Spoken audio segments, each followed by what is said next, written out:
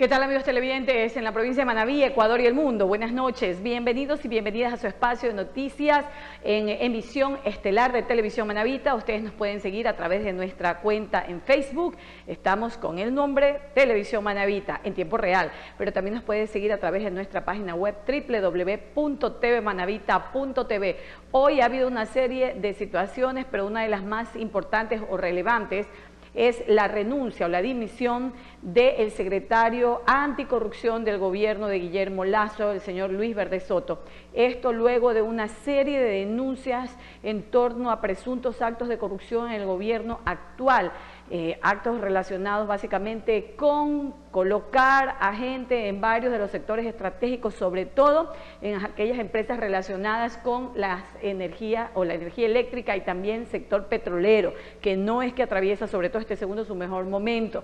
Entonces, de allí que había expectativa, porque incluso Luis Verde Soto iba a dar una rueda de prensa donde iba a hacer un pronunciamiento oficial del gobierno actual en torno a este caso. Sin embargo, con la dimisión de Verde Soto se quedó a un lado. Sin embargo, además, también el presidente de la República ha manifestado que él, de su lado, va a seguir impulsando que se aclare todo lo necesario para que su gobierno no esté inmerso en este tipo de circunstancias. E incluso ha habido una suerte de pelea, si cabe el término, con un medio digital, La Posta, para ser precisa, donde el presidente actual casi que ha comenzado, dime que te diré, con estos señores, y más allá de desvirtuar o con, digamos que con pruebas o con argumentos, todo esto que dicen algunos medios de comunicación, entre ellos el que acabo de mencionar, ha arremetido contra los mismos. No hay peor defensa que el ataque. Cuando no se tiene argumentos, se ataca. Lo mismito que pasa en política. Cuando usted no tiene argumentos con su contendor, usted lo que hace es atacarlo.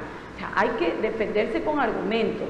La forma más visible de poder hacerlo es aquello. Sin embargo, pues, en el ojo del huracán, el gobierno del actual presidente y tentativamente con ello concomitante, la consulta popular o el referéndum, que también estaba promocionándose fuertemente por parte del gobierno actual, a efectos de que, sobre todo, preguntas relacionadas como, por ejemplo, la reducción de los asambleístas, se les está dando muchísima publicidad y mucha información, digámoslo de esta manera, por parte del CNI y también del propio gobierno, a través de todas las redes digitales, TikTok, hemos visto muchísimo en cuanto a la información del referéndum, porque hay mucha gente que todavía desconoce que vamos a tener referéndum el mismo día de las elecciones.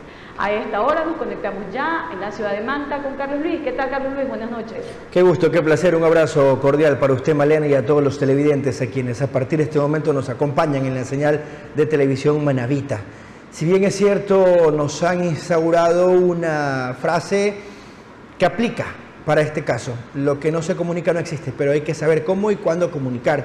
Y en el caso del presidente Lasso y de su cuñado, Danilo Carrera, que también ha respondido hoy ante una carta, como le dirían en el barrio, se ven mejor calladitos, en el sentido de empezar a acusar y de incluso alertar con más demandas, porque ya demandaron al medio digital y al periodista que ha divulgado esta investigación. Y hoy el presidente Guillermo Lasso, tras la renuncia de Luis Verde Soto, quien era su secretario anticorrupción, porque consideran que no se están haciendo bien las cosas en el interior del gobierno y por ahí fue lanzando algunas otras cosas en su carta de renuncia, ha acusado ya a 3 personas que estarían aliados, dice él, con el medio digital en este ataque a su régimen, de acuerdo a lo que ha dicho el presidente Guillermo Lasso. Y 3 cercanos, uno exfuncionario del gobierno de Rafael Correa Delgado. Entonces hay que ver en qué termina este tema. Lo cierto es que no se da con el paradero de los otros 2 involucrados. Novedades en el ámbito local, una persona o un asalto que se registró hoy en Puerto Viejo, así como también detalles de la recta final de la campaña electoral. Ya conocemos que el próximo 2 y 3 de febrero será la oportunidad para que se desarrolle el proceso de voto en casa y del sufragio de los privados de la libertad. Pero el 5, los ecuatorianos tendremos que acudir para decidir respecto a diferentes dignidades. Hoy conoceremos detalles de los candidatos que cumplen recorridos en Manabí. Les recordamos que el presente servicio informativo se retransmite en tiempo real por nuestra cuenta oficial de Facebook. Estamos como Televisión Manavita, por nuestra web www.tvmanavita.tv. Posteriormente lo podrán revisar en nuestro canal de YouTube y también enviamos un fuerte abrazo a quienes nos siguen a través de la señal FM en todo Manaví. Aquí empezamos con temas relacionados a la seguridad y nos vamos hasta Puerto Viejo, en la capital de Manaví. A una mujer se le robaron $5.000 cuando iba a ingresar a una cooperativa de ahorros. 2 sujetos en motocicleta la amedrentaron con un arma de fuego. Tenemos el informe enseguida. En los exteriores de una cooperativa de ahorro y crédito en Puerto Viejo, una mujer fue víctima de un atraco a mano armada. Según la información, 2 sujetos en una motocicleta la venían siguiendo y cuando quiso ingresar a la entidad financiera, el sujeto sacó el arma de fuego para intimidarla. Ese hombre era que la jalaba hasta del pelo, pobrecita, le templó el pelo, le botó los lentes. Y la templó y la tiró al piso y ahí disparó. Se le llevó la cartera con todo, dice ella que todos sus documentos, sus tarjetas, todo. La policía fue alertada y una vez que llegó al sitio se iniciaron las investigaciones. La víctima del robo se encontraba dentro de las instalaciones asustada, ya que los delincuentes dispararon a la hora de cometer el atraco. Suelta, le decía, suelta. Pero ella no soltaba porque sabía lo que cargaba. Dice ella que cargaba 5.000 y todos sus documentos. El personal de la Policía Judicial se encargó de revisar las cámaras de seguridad del sector y los agentes del Grupo de Operaciones Motorizados GON realizaron operativos para tratar de capturar a los 2 delincuentes que huyeron con el dinero, pero no se obtuvo resultados positivos. Informó Marcelo Ruiz. El CNE Manaví dio detalles del proceso del voto en casa y del sufragio de los privados de libertad, que se realizarán el 2 y el 3 de febrero próximo.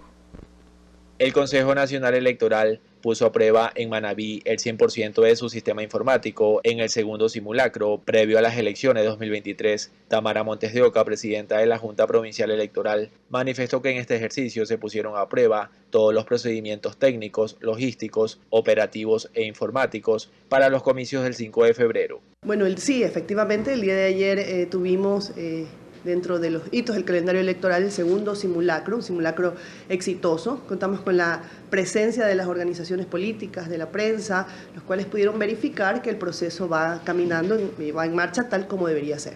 El día de mañana, como Junta Provincial Electoral, tendremos la visita de 2 provincias, 2 delegaciones, que son Guayas y Esmeraldas, que nos acompañarán también en la capacitación para los votos de las personas privadas de la libertad, que es lo posterior a esto, ¿no? Además, Montes de Oca indicó que el pasado viernes 20 de enero se realizó el simulacro de voto en casa, que aplica para las personas mayores de 50 años y con discapacidad física, igual o superior al 75%. En Manaví, un total de 90 ciudadanos de los cantones de Manta, Puerto Viejo, Chone, Jaramijó, Montecristi y El Carmen serán los beneficiarios de este programa, que se llevará a cabo el próximo 3 de febrero, fecha establecida en el calendario electoral. Pero evidentemente también le invito a las organizaciones políticas a conocer cómo es el proceso, porque ellos pueden acompañar en estos recorridos al personal del Consejo Nacional Electoral, siempre y cuando salgan desde el mismo lugar de partida donde va a salir, que es el Centro de Procesamiento Electoral, y acompañen al recorrido a la Policía Nacional,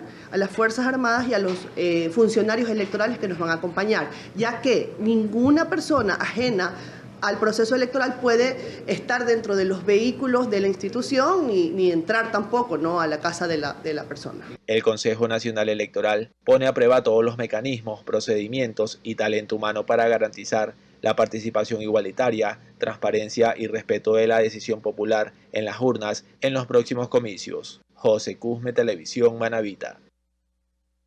Temas políticos electorales. Jorge Zambrano Cedeño, candidato a prefecto de Manaví, propone descentralizar el gobierno provincial. Aquí sus declaraciones. Bueno, cuando hablamos de descentralizar la prefectura, estamos hablando del territorio, es decir, que los recursos que se manejan desde la prefectura se acerca a la comunidad, los ciudadanos de los sectores, sobre todo más alejados de la capital provincial, no tengan la dificultad de moverse y hablar con la autoridad para requerir las obras o servicios que están demandando. Entonces, en este caso, nosotros vamos a hacer una administración en territorio de tal suerte que la autoridad se va a acercar a él o ella, ¿no? Pero también estamos hablando de descentralizar competencias que son necesarias para impulsar el verdadero desarrollo de la provincia a través de la Constitución, que en el artículo 1, y yo estoy insistiendo esto como disco rayado, siempre digo, que nos aprendamos de memoria, porque esto va a ser nuestra fortaleza de trabajo en los próximos años, este artículo que establece claramente que el Ecuador debe gobernarse de manera descentralizada, es decir, es un mandato supremo, el de la ley que todos debemos cumplir, que es la Constitución. El artículo 273 y 274 aclara cómo debe transferirse estas competencias con sus recursos para que sean manejadas. Gracias por seguir en vuestra sintonía y sean bienvenidos al espacio de entrevistas. Esta es la emisión estelar de TV Noticias. A quienes nos siguen en Manaví, en el resto del Ecuador y el mundo entero, a través de las redes sociales y nuestra página web. Vamos enseguida a conocer detalles, uno de los tantos criterios que aparecen en torno a la consulta popular, el referéndum que nos ha planteado el Gobierno Nacional y que será también responsabilidad, deber y atribución de nosotros, los ciudadanos, acudir a las urnas el próximo 5 de febrero. En términos generales, ¿qué opinión le merece las preguntas y las temáticas que se van a abordar en cada una de las interrogantes? Con esa interrogante planteada, empezamos el desarrollo del diálogo con nuestro invitado. Nos atiende el doctor Mario Gallego Ceballos, es un politólogo internacionalista, una visión clara de lo que puede ocurrir en el país post 5 de febrero en caso de que él sí gane y cuál sería la postura en caso que el pueblo ecuatoriano decida por el no. Doctor, qué gusto, qué placer, bienvenido. Buenas noches, la interrogante está planteada. Buenas noches, muchísimas gracias por la oportunidad. Bueno, comenzar agradeciendo el espacio, un saludo cordial a todo el pueblo manavita que nos está escuchando, un caluroso y afectivo saludo por parte de la Presidencia de la República, a la cual me debo como analista de asuntos regulatorios. Las 8 preguntas justamente que se mencionan, que están próximas a ser decididas por el pueblo ecuatoriano el 5 de febrero, marcan sobre todo un cambio constitucional por primera vez en la historia ecuatoriana, habiendo respetado los procesos de la Corte Constitucional y para dar soluciones a 3 ejes temáticos que son de importancia vital para todos los ecuatorianos. El tema de la seguridad, de la institucionalidad, del medio ambiente, que van a ser parte de las 8 preguntas que van a ser puestas a sabiendas de los ecuatorianos. Recordando también que esta consulta ciudadana no tiene una bandera política, son justamente interrogantes que nacieron de la voluntad popular, de sus preocupaciones, de sus necesidades y plantean dar soluciones. Justamente hacia allá quiero direccionar la primera parte del diálogo. Previamente, antes de que la Corte evalúe la propuesta, ¿cómo se estructuraron estas preguntas? ¿Quiénes fueron partícipes? ¿Es resultado de cuántos encuentros? Exactamente. Primero comenzar diciendo que este trabajo fue un trabajo responsable por parte de la Presidencia de la República, que resultó en más de 600 páginas de justificación para todas las preguntas que fueron presentadas ante la Corte Constitucional y que posteriormente resultaron en las 8 que van a ser votadas este 5 de febrero. El trabajo fue justamente haber receptado más de 200 propuestas por parte de la ciudadanía, ya sea enviadas al Palacio de Carondelet o recogidas por el señor presidente en su caminar por el Ecuador, y de esa manera fomentar y revisar cuáles aquellas cumplían con los estándares de la Corte Constitucional para ser presentadas. Ese fue el trabajo del equipo técnico, revisarlas, depurar de cierto sentido cuáles efectivamente entraban a los campos que la Constitución nos prevé, como son las 8 en este caso, para reformar directamente la Constitución de la República. Hay temas que generaron polémica, rechazo, incluso quienes hoy hacen campaña por el no. Empecemos por la extradición. La Constitución de la República prohíbe la extradición de los ecuatorianos, pero la propuesta es que se amplíe esta visión y sea oportuno que se juzgue en el Ecuador, específicamente en qué delitos y cuál es la propuesta en sí. La propuesta en sí es justamente versar sobre el tema de la extradición de ecuatorianos. En la actualidad existe una prohibición de que ningún ecuatoriano, independientemente del crimen que cometa, puede ser extraditado a ningún país. Lo que esta propuesta está presentando es justamente la oportunidad de que aquellos delincuentes, aquellos ecuatorianos que hayan cometido un crimen, un delito relacionado con el crimen organizado transnacional, sean sujetos de extradición. Esto tiene mucho que ver con lo que es el Acuerdo de Palermo, de lo cual más de 190 países son parte y que versan de temas desde la corrupción hasta el narcotráfico, el tráfico de armas, y va direccionado... Es decir, la propuesta se desprende de normativas vigentes en el ámbito internacional. Exactamente, y además recordar que la extradición es una de las figuras por excelencia de la cooperación internacional, porque ahora el crimen no reconoce fronteras, razón por la cual este mecanismo es para que nosotros como Ecuador cooperemos con otros países en la lucha contra este crimen organizado. ¿Serían qué tipos de delitos posteriormente? Están justamente especificados en los anexos de la pregunta existen. Está considerado como crimen organizado transnacional. Esto está justamente lo suficientemente amplio y a la vez garantizando derechos para todas las personas, en este caso los ecuatorianos que vayan a ser extraditados, más justamente esta amplitud va a ser parte de los beneficios que nosotros consideramos van a ser buenos para determinar aquellos crímenes y de esta manera puedan ser estos ecuatorianos extraditados en caso de ser necesario. Es decir, descartamos lo que se ha hablado, que se busca direccionar esta pregunta para extraditar a aquellos políticos que hoy están fuera del país. Recordemos, en este caso hablamos de la expulsión, es decir, de ver a estos criminales y sacarlos del país, Perfecto. es decir, basta. En cambio, el otro proceso de extradición ya es vigente, es la solicitud que se puede hacer para traer un ecuatoriano o cualquier otra persona a territorio ecuatoriano para que cumpla aquí su pena. La pregunta 2 hace referencia a cambiar el funcionamiento de la Fiscalía. Hoy depende del Consejo de la Judicatura. ¿Qué ha pasado en la práctica durante todo este tiempo y por qué es necesario esta independencia? Tal vez el ejemplo más claro, y aprovechando que estamos ahorita en el contexto de la hermosa provincia de Manabí, unos pequeños datos. En Manabí actualmente existen 45 fiscales. El déficit en base de estándares internacionales es de 82 agentes en fiscales. Manabí. En Manabí. A nivel nacional... Son 602, ¿verdad? Exactamente, 602 es el déficit que nosotros vemos. Y esto se traduce también en inoperancia que vemos en el sistema de justicia. O sea, eso es culpa hoy del Consejo de la Judicatura. Es parte justamente de lo que hemos visto, que a lo largo de los años la Fiscalía no ha podido tomar los procesos de evaluación, de sanción, de reclutamiento de estos agentes fiscales y demás otras labores que se quiere en este caso otorgarle a través de una independencia real por medio de un Consejo Fiscal. Es decir, buscar la independencia del Consejo de la Judicatura y la Fiscalía. ¿Significa que no ha ocurrido eso antes? Se traduce en la autonomía, que es algo necesario que tiene que tener la Fiscalía, y que vemos también los procesos sancionatorios, que solamente 2 de los miles que han sido presentados han llegado a un resultado adecuado en base a las normativas vigentes. ¿Y qué pasará posteriormente cuando la Fiscalía tenga su autonomía? ¿Cómo cumplirá con estos requisitos, principalmente en los temas disciplinarios? Será justamente a través del Consejo Fiscal, porque en este caso se le plantea al ecuatoriano que decida sobre el tema justamente de la sanción, evaluación y demás temas que tienen que ser ahora y se van a traspasar a través de esta pregunta a la Fiscalía, porque los ecuatorianos creemos que la Fiscalía efectivamente ya es independiente y está actuando, mas sin embargo la realidad no es esa por justamente esta dependencia que tiene del Consejo de la Judicatura. Pregunta 3, ¿qué representa la reducción de legisladores? 137 según la elección del año 2021 y la posibilidad para que asciendan en el 2025 a 152. ¿Por qué es necesario la reducción? ¿Qué significa en ahorro para el pueblo ecuatoriano? Pero ¿qué representa de pronto en lo que podemos decir en una contraposición? Lo que podría ser falta de representatividad y que también es algo que hoy está defendiendo quienes acusan el no.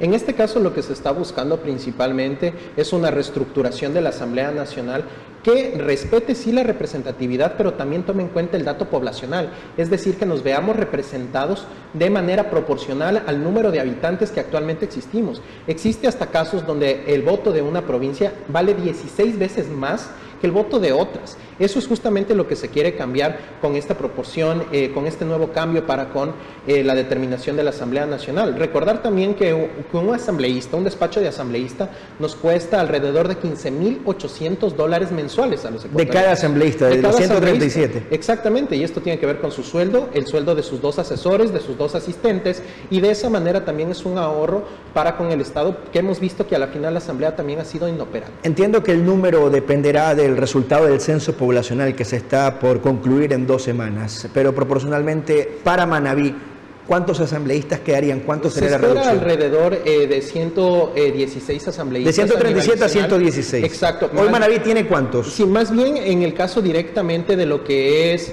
en la reducción propiamente, hablaríamos de una reducción de 152 a 116. Proyectando 2025. Exactamente, tomando en cuenta esa proyección.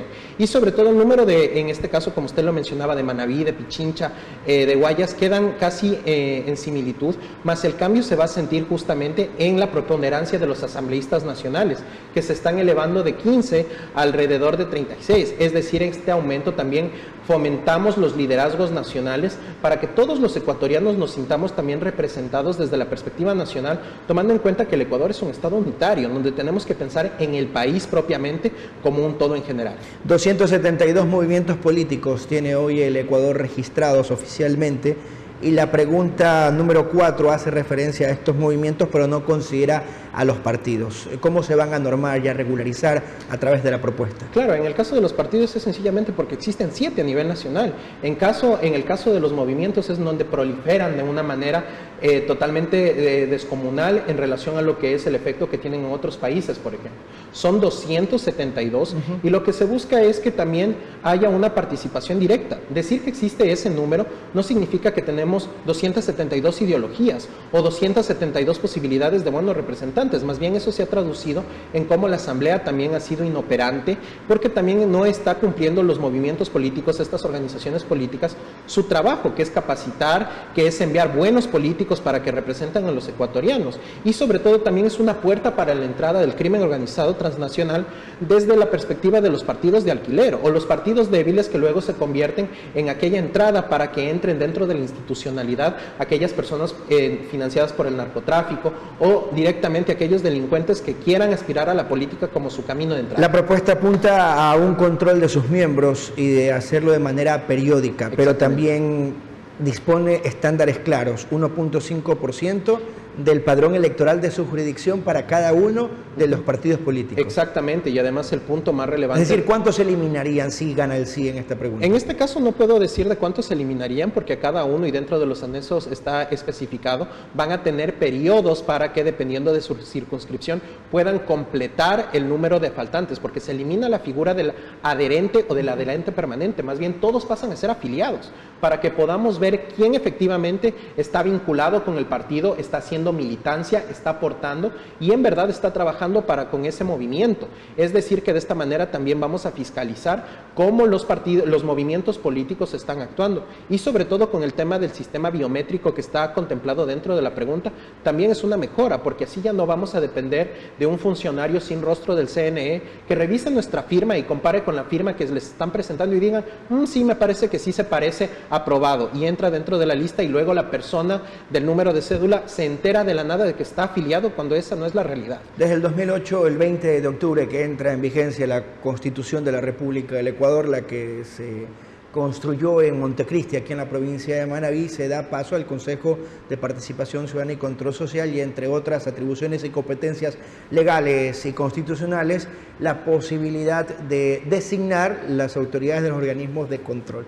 La pregunta 5 nos lleva a un escenario muy similar al que vivíamos antes del 2008, que sea la Asamblea Nacional quienes designen a las autoridades. ¿Por qué el gobierno plantea esto? Dos precisiones en este caso. Tal vez recordar, son 77 autoridades de control. Que en la actualidad también hemos visto que estamos con el suplente del suplente del suplente en algunas instituciones. O funciones prorrogadas. O funciones prorrogadas y en algunas instituciones. O procesos que no terminaron y que siguen o que están congelados en la actualidad por la inoperancia de este organismo, que nos quisieron vender como la solución a nuestros problemas de vinculaciones políticas para con estas figuras de control, pero sin embargo ese no ha sido la situación actual. Sí, y el segundo punto sería, efectivamente, se vuelve a la Asamblea Nacional como funciona en la mayoría de las democracias en el mundo, mas no es un proceso igual, porque este proceso va a contemplar directamente lo que es una comisión técnica, compuesta por 5 funcionarios representantes. No legisladores. No legisladores, en este caso. O sea, la fase previa antes de que vaya al pleno. Exactamente, que van a ser funcionarios del Estado, representantes de las 5 funciones del Estado, más ciudadanos y más académicos especializados. ¿Y ellos qué presentarán? ¿La terna final? Ellos van a calificar porque también va a ser una postulación abierta, donde todos es decir, no llegarán solo 3 carpetas que envíe el presidente de la República. Exactamente, bajo ninguna circunstancia, ningún proceso de ternas, a excepción de procurador y superintendentes, como ya funciona en la actualidad.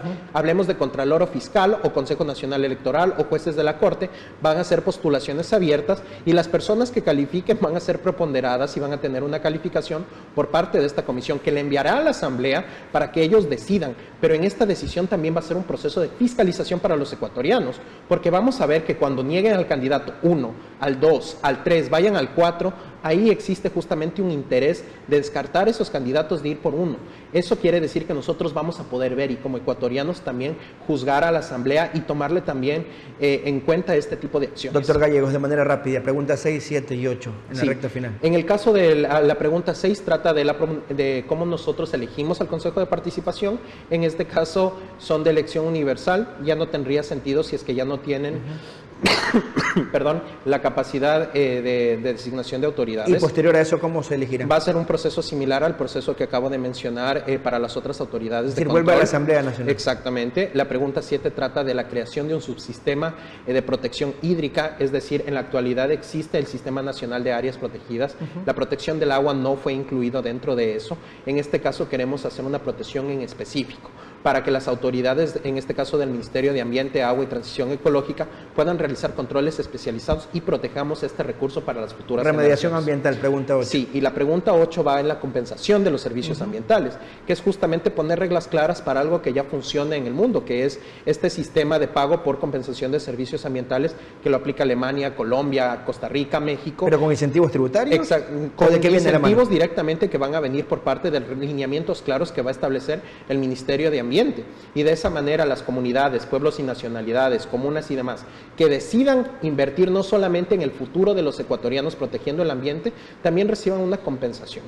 Y con eso las 8 preguntas son justamente el marco lineal que nosotros estamos planteando como Presidencia de la República para que los ecuatorianos tomen la mejor decisión. Tomen la mejor decisión en base de su investigación, de su lectura.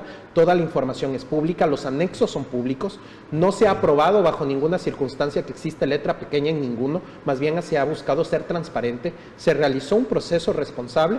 Recordando, esto no tiene una bandera política, es por el bien del país y sinceramente creo que con esta consulta ciudadana ganará el Ecuador. Doctor Gallegos, para concluir en 30 segundos, ¿por qué los ecuatorianos deben ver a este referéndum como una posibilidad para solucionar los problemas que hoy tenemos como país? Son herramientas que nos van a ayudar a mejorar nuestras instituciones, a dar un golpe fatal a los negociados y al crimen organizado que se ha infiltrado ya en nuestras instituciones. Vamos a extraditar a los criminales, sacarlos de este país, vamos a mejorar nuestro sistema de fiscalía y vamos a también asegurar nuestro futuro con el cuidado ambiental que es tan necesario en la actualidad. El doctor Mario Gallegos Ceballos, a quien agradecemos por su presencia, nos contaba los detalles en torno a la propuesta presentada por el Gobierno Nacional en torno al referéndum, lo que tendremos también que decidir los ecuatorianos el próximo 5 de febrero en las urnas. Politólogo e internacionalista, quien también es funcionario del Gobierno Nacional, nos ha dado sus criterios. Vamos a una pausa comercial, 19:32, pero continúe con nosotros porque hay más temas importantes también por desarrollar aquí en la señal de Televisión Manavita. Regresamos. 19:37, regresamos con más en la emisión estelar de TV Noticias y sean bienvenidos nuevamente al espacio de entrevistas. Vamos a mostrarle otra opción de las que tendrán los mantenses en la papeleta electoral del próximo 5 de febrero, esta vez en lo que corresponde al Distrito 2. Esto es Parroquia Eloy Alfaro, en la ciudad de Manta, y Tarqui de igual forma. Es un gusto, es un placer recibir acá en los estudios de Televisión Manavita en Manta de manera presencial a Helen Ruperti López, candidata a concejala del Gobierno Autónomo Descentralizado de Manta por el movimiento Mejor Ciudad Lista 107. Helen es una influencer y rescatista conocida como Helen Rescata y es su primera participación política. Y quiero empezar por allí. ¿Por qué la decisión de aceptar la invitación de Mejor Ciudad y continuar el trabajo o el legado de Agustín Indriago conjuntamente con él en lo que respecta al manejo de la ciudad? Helen, qué gusto, bienvenida, buenas noches. Muchísimas gracias de verdad por la invitación, un gusto para mí también estar hoy presente aquí y realmente pues esta decisión creo yo que fue tomada ya hace mucho tiempo atrás. Llevo más de 10 años trabajando aquí en mi ciudad para hacer ver que los animales también tienen una voz y que pues parte del progreso de una ciudad está también en el cuidado y el trato de sus animales. Esta cercanía con la gente a través de la labor social, la labor también en relación al tema animalista, ¿qué realidad te ha permitido conocer de la ciudad y de su gente? ¿Cómo defines hoy al mantense? Que es una persona que realmente sabe cuidar y respetar a los animales. En estos 10 años, como le mencionaba, hemos visto una evolución y un progreso en nuestra ciudad en cuanto a lo que es cultura ambientalista y animalista. Y hemos podido observar cómo las personas poco a poco han cambiado ese pensamiento que de pronto estuvo un poco arraigado, ¿no? De forma general en la sociedad, pero que hoy se cristaliza en una ciudad animalista. Helen, tenemos ya una ordenanza vigente. Así y es. Hay algunas acciones importantes como las brigadas animalistas y otras que van de la mano y que tienen mucha relación con lo que acabas de mencionar. Pero ¿cómo potenciar desde tu gestión de lo que ofreces como plan de trabajo estas y algunas otras opciones que puedan venir de la mano para llevar a otro nivel al Manta animalista? En nuestra ciudad, en esta última administración, pues se dio ya ese cambio. Fue la primera vez que aquí en Manta hemos podido decir que se han preocupado por nuestros animales, y la idea pues es que desde el Consejo se pueda potenciar esto, no solamente con la ampliación de la cantidad de clínicas veterinarias que se encuentren alrededor de nuestra ciudad esterilizando gratuitamente animales, porque esto es parte importante, ¿no?, también del progreso de nuestra ciudad, ¿no? Que no existan animales en la calle o que pues se trate de controlar la reproducción innecesaria de ellos, y también lo que es la creación de un albergue municipal que definitivamente pues se necesita aquí en nuestra ciudad para que esto pues pueda permitir también aliviar un poco a los rescatistas independientes que hacen todos sus esfuerzos pues por... ¿Esa es una problemática que ustedes han sentido? Claro, claro que sí. Realmente, a pesar de que en nuestra ciudad hay muchas personas que se dedican a rescatar animales y que hacen esfuerzos gigantes, que dejan incluso de trabajar por tratar de cuidar estos animalitos, no es suficiente, ¿no? Entonces estamos ahí para darles la mano a ellos y también pues para poder tener un refugio que sea de nuestra ciudad. El alcalde justamente en su plan de trabajo propone la creación de un centro de acogida transitorio de fauna urbana y silvestre. ¿Cómo vas a respaldar esa propuesta?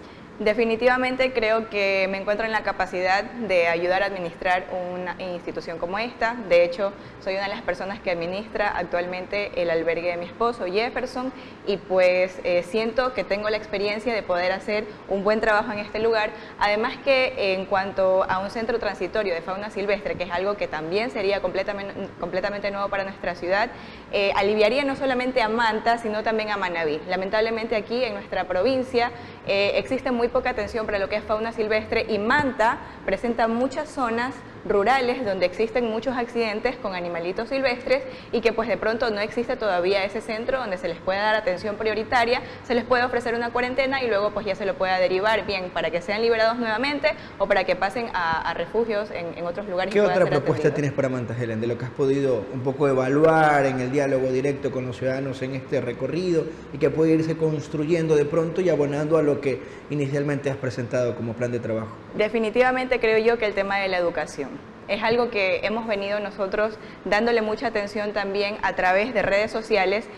Las redes sociales sirven mucho para educar y para concientizar, pero también hace falta esa parte de pronto visitar escuelas, colegios, porque son nuestros niños los que muchas veces se encargan de enseñarles a sus padres: papá, mamá, no hagas esto, papá, mamá, el perro necesita comer, el perro tiene que tener el agua limpia, está enfermo, llevémoslos al veterinario. Entonces todos esos niños y todos esos adolescentes que hoy día están viendo en nosotros un ejemplo y cómo hay que realmente darle un buen trato a los animales, el día de mañana serán padres de familia que van a tener claramente visualizado y en su estilo de vida que los animales merecen respeto. ¿Cómo trabajar ese déficit? ¿Qué es lo que propones? Campañas de concientización, también ferias de adopciones que ya las hemos venido haciendo, y obviamente pues siempre en estos programas que se pretenden realizar barrio a barrio llevar un mensaje. El mensaje pues justamente es ese: no reproducción innecesaria de animales, control, cariño, amor a nuestras mascotas, esterilización y también pues la vacunación, que es parte importante de la salud, no solo de los animales, sino también de las personas, porque pues existen enfermedades que se pasan entre humanos y animales, enfermedades zoonóticas, y pues también es importante como parte de la salud pública tener cuidado con esto. Geles, en estos recorridos que has estado efectuando también has llegado con una iniciativa muy interesante, de poder identificar los animalitos y con tecnología incorporada. ¿En qué consiste este proyecto? Así es un proyecto que realmente nos emociona mucho, es algo pionero también aquí en nuestra ciudad y actualmente... ¿No se había hecho antes? No se había hecho antes. Nosotros personalmente habíamos realizado campañas de identificación pero con plaquitas regulares. Ahora este nuevo proyecto está basado en la tecnología NFC y prácticamente pues son chips de identificación digital en donde usted a través de su teléfono puede escanear este pequeño objeto y pues en su teléfono va a poder tener una foto del animalito, los datos del dueño y los datos de él.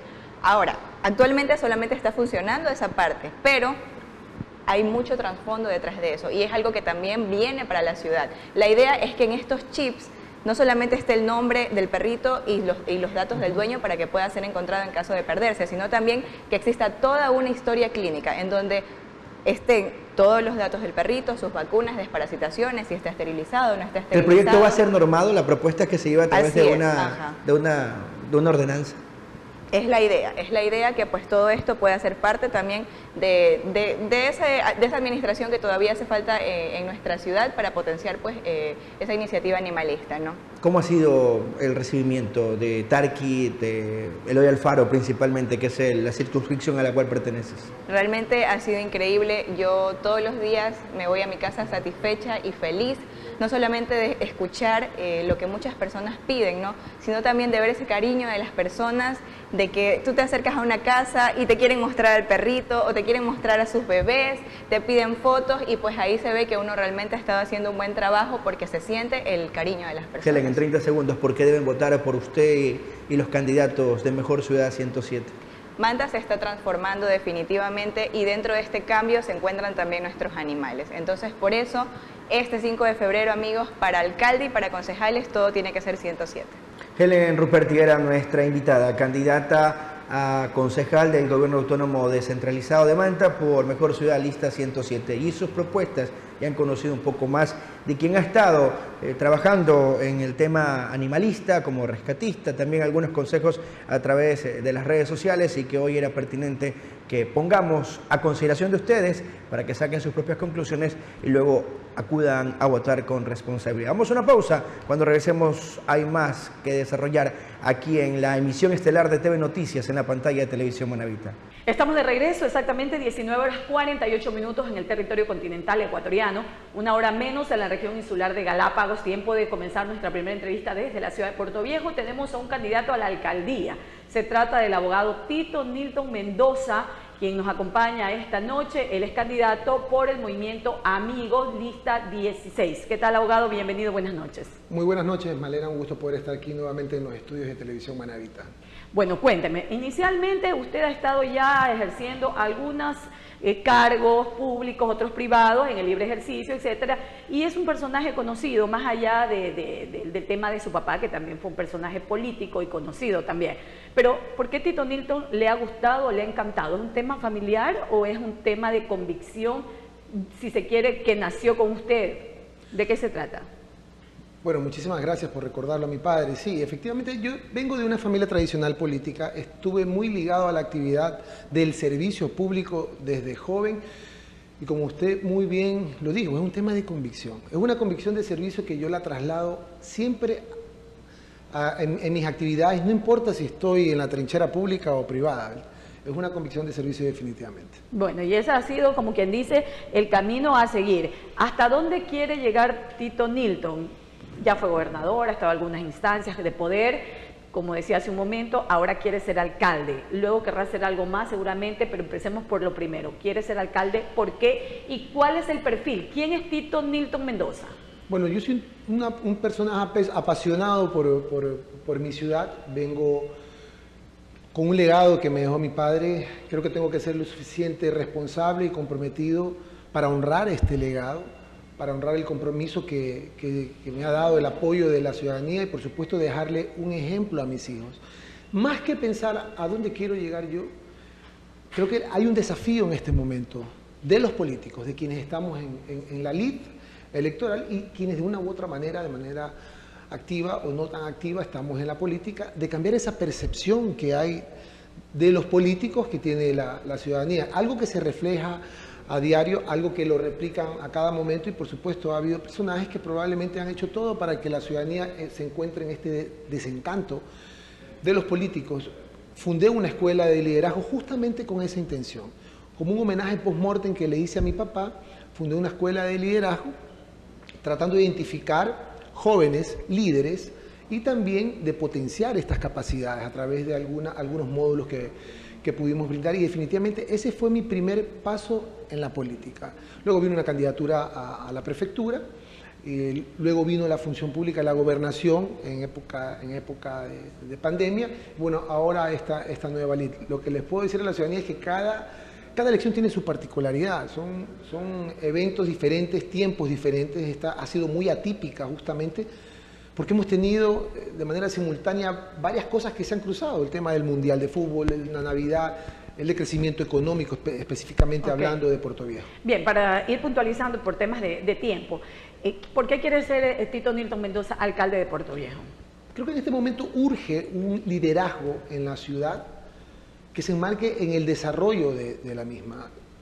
Creo que Puerto Viejo necesita dar un paso más donde el administrador, el alcalde o el gobernante de turno debe de aterrizar, debe de conversar mucho con la ciudadanía. Tanto así que este proyecto nosotros lo empezamos con buenas ideas, Puerto Viejo. El plan que presentamos, las propuestas que estamos presentando son parte de las escuchas con la ciudadanía. Obviamente las aterrizamos, las cristalizamos, las pulimos y son propuestas que vienen de la ciudadanía y son sostenibles, sustentables y ejecutables. Ok, pero ¿viene por el tema del liderazgo o viene por el tema de aportar en el desarrollo de la ciudad? ¿Por cuál de los dos lados Aportar con el desarrollo de la ciudad. El liderazgo ahora debe ser transformacional, no debe recaer en un solo actor, no debe estar solamente bajo un esquema. Por eso es que el liderazgo debe de ser de todos. Establecer las conductas, poder identificar a quienes pueden aportar definitivamente e impulsar el desarrollo de esta ciudad. Y para allá ¿cuáles son las propuestas de Tito Nilton Mendoza si llega a ser alcalde de la ciudad? Primero empecemos con la causa. En estos momentos Puerto Viejo necesita reactivarse de manera humana y económica. Nosotros hemos presentado 5 ejes basados en esta causa de reactivación humana y económica. Puerto Viejo humano y participativo, donde queremos llegar con servicios básicos a todos y con recuperación de espacios públicos, específicamente. Puerto Viejo empleo y productivo, donde tenemos que empezar a distinguir las ventajas comparativas que tenemos para hacerlas competitivas y fomentar un desarrollo. Puerto Viejo seguro y solidario. En estos momentos de tanta inseguridad debemos incluir a los actores locales en temas de seguridad que muy bien ha funcionado en otras ciudades, entendiendo por supuesto las funciones que tiene un alcalde en temas de seguridad basados en la competencia que tenemos a nivel nacional. Puerto Viejo, gobierno abierto y transparente. ¿Por qué? Porque hemos visto cómo hay un distanciamiento entre las autoridades. El tema de la ciudad vacía, el tema de los consejos barriales, el tema de los emprendimientos desde los barrios. Puerto Viejo inteligente y creativo. Ya la pandemia nos enseñó que debemos estar conectados y a través de ciertas herramientas tecnológicas poner puntos específicos en toda la ciudad para poder contar con servicios de Internet. Ya. Usted me ha dicho algunas cosas que no le he querido interrumpir porque se las voy a replantear de la siguiente manera. Usted me dice que hace falta liderazgo, usted cree que Casanova no lo tuvo y tengo que nombrar a Casanova, bueno, porque primero no es candidato, así que no le estoy haciendo una comparación ni una analogía, simplemente lo estoy mencionando. Casanova, ¿usted cree que no tuvo liderazgo? ¿Cree que no hizo un trabajo adecuado? ¿Le falta mucho más? ¿Que no había esa conexión a la que usted se refiere?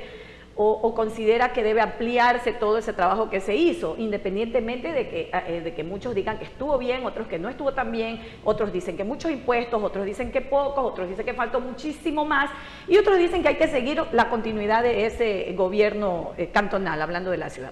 ¿Por dónde se enfoca usted? Hay que ampliar. Puerto Viejo está viviendo otros tiempos. Probablemente hace 2 administraciones Puerto Viejo necesitaba el rediseño de su infraestructura. Tuvimos 3 catástrofes, que es por donde yo empezaría. Y ahora estamos pasando el post de cada una de las catástrofes.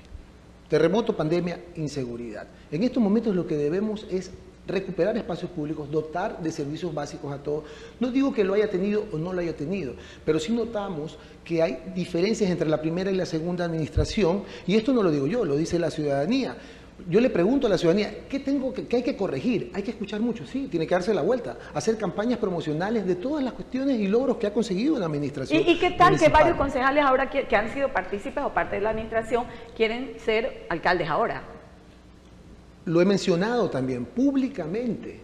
El tema de la administración municipal debe de caer en la responsabilidad de cada uno de los concejales que son parte de ese consejo. Inclusive he mencionado como una propuesta que se va a realizar cuando sea alcalde, es llevar los consejos cantonales a sesionar a los barrios, no con un aparataje de infraestructura ni de logística, no, sentados en las mesas, en las sillas de plástico, escuchando a la ciudadanía, hacerles saber, no solo de la promoción, hay que socializar muchísimo de los beneficios que se pueden dar a través del municipio, hay que hacerles saber de las ordenanzas que se están aprobando y hay que hacerle ver a la ciudadanía quienes alzan la voz y dicen, estoy de acuerdo, esta boquita es mía. Ya, ok, fantástico, por ese lado, pero usted fue gobernador de la provincia de Manabí y eso le dio a usted la posibilidad de luchar por ese liderazgo del cual usted está haciendo alusión. Claro, no es lo mismo luchar por un liderazgo desde la perspectiva gubernamental que desde la perspectiva cantonal ciudadana, porque en los dos, pues ineludiblemente hay circunstancias diferentes, pero ¿cómo hacerlo ahora como alcalde para poder captar ese liderazgo? Que no nos conformemos solo con ese 15% que por ley le corresponde a la provincia y a cada cantón en este caso, sino con proyectos factibles que sean capaces de conseguir créditos no reembolsables para obras que sigue necesitando la ciudad. Aquí hay un centro de la ciudad que aún no está reactivado al 100%, ya han pasado varios años del terremoto, y si bien es cierto, mayormente lo que hay ha sido con inversión privada, ese esfuerzo de cada ciudadano portogense que quebró y que ha hecho magia prácticamente para poderlo reactivar. Entonces, desde ese punto de vista, ¿cuál sería el trabajo de Tito Nilton para la ciudad de Puerto Viejo? Hay problemas cuando un gobernador quiere ser alcalde y cuando un alcalde quiere ser gobernador. Son funciones totalmente diferentes. Lo que yo aplico siempre es la cooperación, la articulación directa con todas las entidades. Inclusive yo hablo desde mi experiencia y también celebro y reconozco a los alcaldes que brindaron su apoyo. Pero en estos momentos no solamente es tener un plan, la planificación es muy importante, pero yo creo que el alcalde debe de tener la combinación de 3 cosas ideales: capacidad de gestión, solvencia administrativa y preparación. Y conversar mucho con la gente, el apoyo lo da el ciudadano. Ahora Puerto Viejo es acreditado ya con varias multinacionales financieras, por supuesto, y eso hay que seguirlo haciendo. Pero desde el punto de las competencias, hay una Secretaría Nacional de Competencias, y yo les pregunto, todo el mundo quiere hacerse cargo hasta de temas ambientales donde nosotros podemos regular, controlar, pero no sancionar. Pero ¿qué pasa? Para poder presentar un proyecto de petición de competencias, inclusive debemos de demostrar que estamos capacitados y que tenemos el presupuesto. Entonces, es un tema de liderazgo que debe de ser totalmente fundado en la lógica territorial, conociendo específicamente las bondades y los problemas que ya hemos tenido. Pasa también, para terminar, que cuando ya llegamos al sillón, a la administración, empezamos a culpar al de atrás. Entonces, lo que tenemos que tener claro, identificado, es que si nos metemos a esta lid, es porque ya sabemos cuáles son los problemas y estamos presentando un proyecto que sí es inclusivo y participativo para poder solucionarlo. Okay. Tengo que, antes de culminar, preguntarle respecto de su lista, sus candidatos a concejales, su candidato a prefecto o prefecta si la tienen, y quién está auspiciando políticamente este movimiento. Bueno, nosotros presentamos listas de concejales en ambas circunscripciones y en el Distrito Rural. Tenemos en la circunscripción 1 a la abogada Natacha Lor, al abogado Sandy Reyes, a la doctora Ana Lucía Espinel y al señor Johnny Mendoza, de los Pájaros Rojos, rojos como su blusa, que también como su organización. Que es el color de la organización, Movimiento Amigo, Acción Movilizadora Independiente Generando Oportunidades, Distrito 2. 16.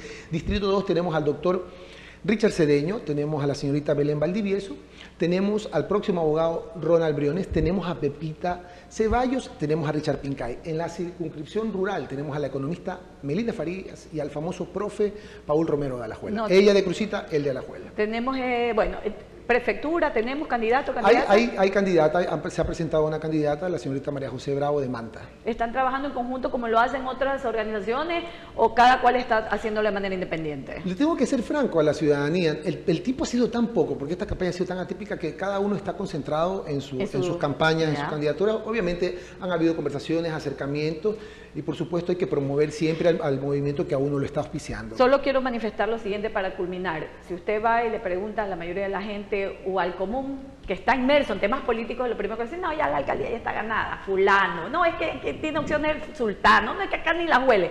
¿Cuál es la perspectiva real de una persona que tiene la percepción política, de análisis y de saber qué posibilidades tiene sí o sí para llegar o para quedarse y tal vez aspirar a otra dignidad? Para poder nosotros tomar la decisión definitiva de esta candidatura alcalde, hicimos una investigación, no cuantitativa, sino cualitativa, donde lo primero que identificamos es la falta de conocimiento de la ciudadanía de Puerto Viejo por todos los candidatos, inclusive los que tienen años en política. ¿Esto por qué? Porque hay una desidia, hay un desinterés. A la fecha hay un 35%. Pasó en una elección. Tito Nilton es un buen candidato, pero no tiene chance de llegar. Puerto Viejo vota diferente, hay un voto reflexivo, hay un voto joven, hay una oportunidad de generar oportunidades en emprendimiento y por supuesto también a los jóvenes, porque, insisto, es un gran desafío, no solamente la lid electoral, sino también cambiar la percepción de la ciudadanía de que sí hay políticos que podemos hacer las cosas. Gracias. Ha sido el abogado Tito Nilton Mendoza, candidato a alcalde de la ciudad de Puerto Viejo, la capital de los manavitas, por la lista 16, Movimiento Amigos. Ha estado con nosotros esta noche y estamos terminando nuestro espacio de noticias desde Puerto Viejo. Agradecemos a todos y a todas por su amable sintonía. Mañana, ya sabe, más tardecito viene el noticiero al cierre. Creo que por ahí viene Golpe de Mesa, no sé si estoy equivocada, Jason Moreira, pero la programación viene Conciencia Pública. Conciencia Pública con Eric Molina es el siguiente programa. Perfecto, pero seguimos de largo. Aquí no paramos en Televisión Manavita. Miren, son programas en vivo. Aquí no hay programas calentados, son programas en vivo, con la seriedad necesaria y con la oportunidad para todos candidatos y candidatas. Éxitos, abogado Tito Nilton. Y de esta manera pues cerramos nuestro espacio de noticias. Un gusto, un placer. Nos reencontramos mañana cuando sean las 19 horas para desarrollar los hechos más destacados de la jornada. Buenas noches y que descansen. Hasta pronto. Televisión Manavita presentó